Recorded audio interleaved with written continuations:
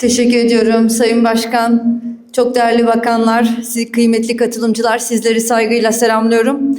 Bu anlamda toplantıyı düzenleyen Azerbaycan Cumhuriyeti Aile, Kadın ve Çocuk İşleri Devlet Komitesi Başkanı çok değerli Bahar Muradova'ya gönülden teşekkür etmek istiyorum. Bugün Bakü'de dijital ortamda çocukların korunması başlığında modern araçlar ve uluslararası işbirliği perspektifiyle ele almak için bir araya geldik. Amacımız bellidir. Dijital dünya büyürken çocukların güvenliğini hızlıca güvence altına almak ve bunu ortak standartlar ile etkili işbirliği mekanizmalarına dönüştürmek. Günümüzde internetin ve sosyal medyanın yanında yapay zeka ve sistemlerin de çocukların hayatını doğrudan temas ettiği bir dönemdeyiz. Bu gerçek koruma politikalarını güçlendirmeyi ve sınır aşan risklerle karşı ortak hareket etmeyi hepimize zorunlu kılıyor. Kıymetli misafirler, şunu hepimiz çok iyi biliyoruz ki dijital ortam çocuklar için eğitim, ifade ve iletişim imkanlarını genişletiyor. Diğer yandan video platformları, dijital oyunlar, sosyal medya ve yapay zeka çocukların günlük yaşamın aslında bir parçası haline geliyor. Fakat aynı ortam siber zorbalığı, kişisel verilerin izinsiz kullanımını, şiddet ve istismar ile çocukları hedef alan yeni riskleri de içinde barındırıyor. Kimlik gizlemenin kolaylığı, sahte hesaplar, algoritmaların kontrolsüz etkileri, dezenformasyonun hızlıca yayılması da ayrıca çocukların kırılganlığını artırıyor. Bu tehditler sadece bir platform sorunu değildir. Bu tehditler aileyi, okulu, aynı zamanda sosyal çevreyi, adalet sistemini, teknoloji ekosistemini aynı anda ilgilendiren bir çocukluk güvenliği meselesidir. Uluslararası belgeler devletlere çocukları koruma yükümlülüğü verir. Dijital ortam bu yükümlülüğü uygulama alanında genişletmiştir. Bu nedenle mevzuatlar güncellenmeli, koruyucu önleyici hizmetler ise güçlendirilmelidir. Bunun yanı sıra teknoloji şirketlerinin sorumluluğu netleştirilmeli ve etkin denetim mekanizmaları kurulmalıdır. Bu noktada özellikle şu 3 başlığa odaklanmamız gerekiyor. Birinci başlık öncelikli politikalar, önleyici politikalar. Çocukların dijital okuryazarlığını yalnızca teknik bir beceri değildir. Bu konu mahremiyet bilinci, güvenli iletişim, eleştirel düşünme ve risk farkındalığıyla birlikte ele alınmalıdır. Ebeveynlere yönelik destek, bu politikanın ise ayrılmaz bir parçasıdır. Onların da dijital okuryazarlığını güçlendirmemiz lazım. Çünkü çocuk en güçlü korumayı çoğu zaman da ailede, günlük hayatın içinde görür. İkinci başlık etkili korumadır. Zararlı içerik hızla yayılır ve iz bırakmadan derin zararları bırakabilir. Bu nedenle başvuru kanallarının erişilebilir olması, mağdur destek hizmetlerinin ise kesintisiz işlemesi gerekir. Üçüncü başlık teknoloji ve yönetişimdir. Yapay zeka, içerik üretim ve yayılmasını hızlandırıyor. Aynı zamanda zararlı içerikleri tespit edip engellemeye yarayan araçları da sağlıyor. Bu alanda ortak standartlar, şeffaflık ve hesap verebilirlik olmadan güven oluşmaz.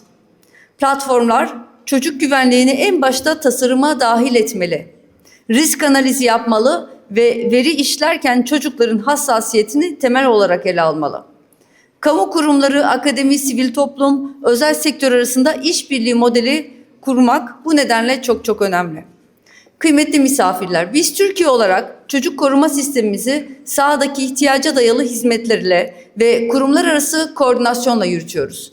Ailenin korunması ve güçlendirilmesi eylem planımız bu alanda somut adımlarımızı şekillendiren bir yol haritası niteliğinde. 2024-2028 dönemini kapsayan ve aileyi odağına almasında bir ilk olan eylem planımız ile 5 ana temasından biri dijitalleşme. Dijitalleşme sürecinde ailenin desteklenmesi, hedefimiz doğrultusunda aile bireylerinin dijital araçları doğru ve bilinçli kullanımlarına yönelik çalışmalar yürütüyoruz.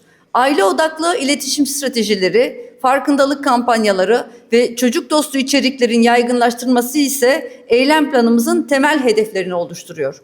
Diğer yandan Türkiye Çocuk Hakları Strateji Belgesi ile dijital ortamda çocukların haklarını koruyan politikalar hayata geçiriyoruz.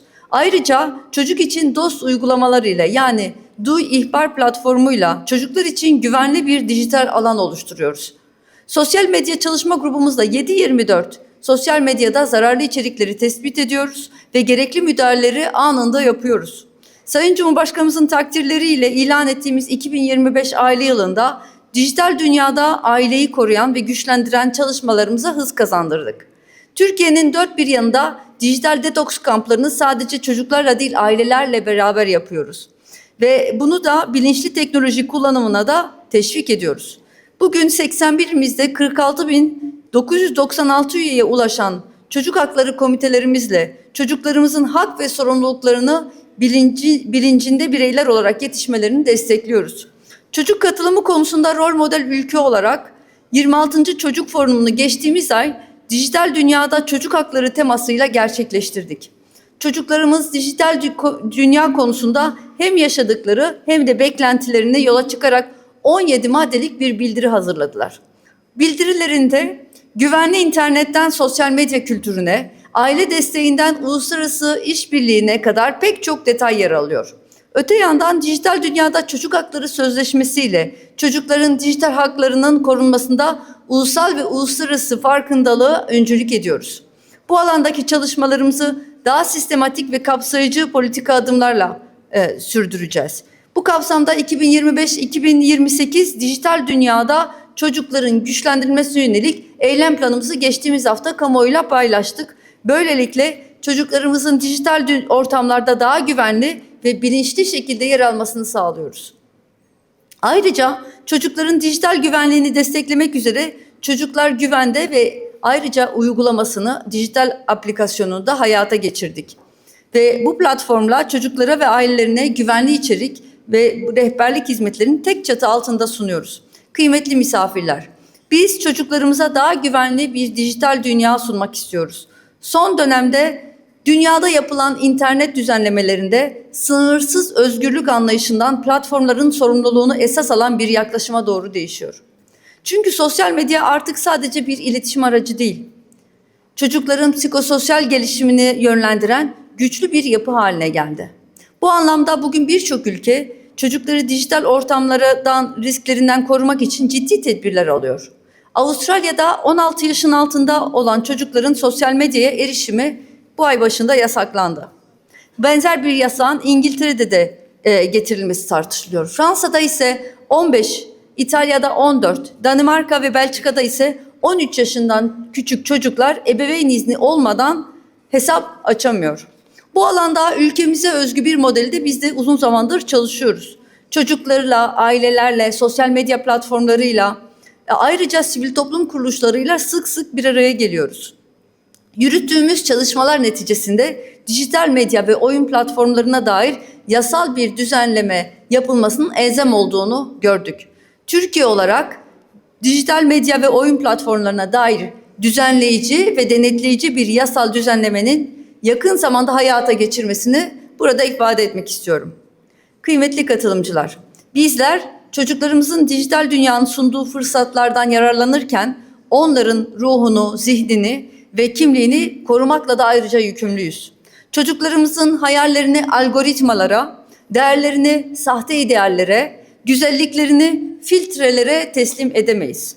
Türkiye olarak bu alanda sahip olduğumuz tecrübeyi paylaşmaya, bölgesel ve küresel işbirliğine de açık olduğumuzu özellikle ifade etmek istiyorum.